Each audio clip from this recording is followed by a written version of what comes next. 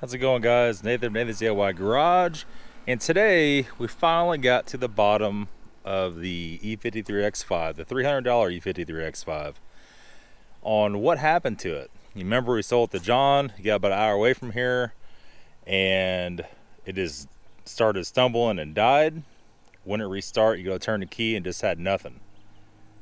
So we pulled the passenger wheel off, got into all the starter wiring. All that looked good. I thought maybe it pulled, the CV axle pulled on it, but it didn't. It was just the coating is all frayed. Not the coating, but the cloth wrap around it. Got back up in here. Somebody has crampons all over this. I'm thinking maybe one of the crampons isn't connected right. But then, got to looking over here, and I followed the wire. It's just a loom now because I pulled the wire out. I'll show you here in a second what the deal is. This goes down like this, and that goes down to the plug that goes on the alternator. And remember having problems with this thing. It was still charging, but the battery light would flicker. Thought, well, that's weird. Okay. Never thought much more about it. And I got to feeling around down in there, and I felt that the wire was actually goes in the loom to this point, then it goes out of the loom. It just goes to regular wires like this. And I felt this spot that was all melted and all gouged up here, and it was actually melted against the exhaust manifold, and there's no wires exposed right here, but they are melted together and touching. And I noticed whenever I turned the key on, I saw this guy was starting to melt whenever I go to crank, like you're cranking the starter.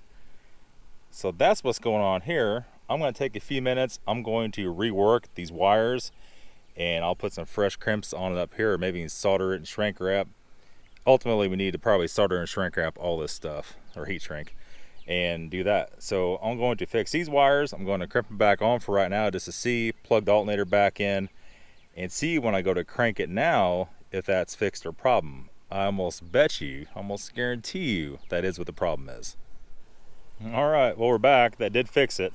For right now, it's ran them on top, and like I said, we're gonna have to solder and heat shrink anything at all that looks questionable. I'll probably go ahead and do these crampons over here.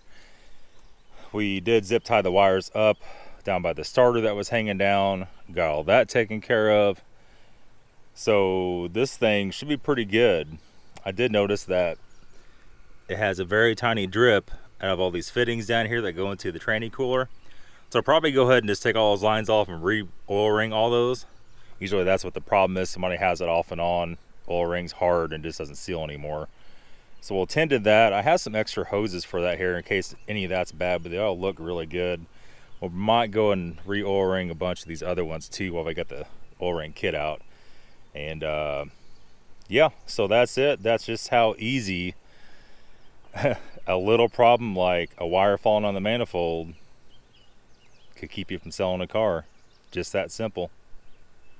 So I don't know. That's it, guys. It's one of the things you gotta deal with on selling cars, and it is what it is. That's it, guys. Thanks for watching. Have a good day.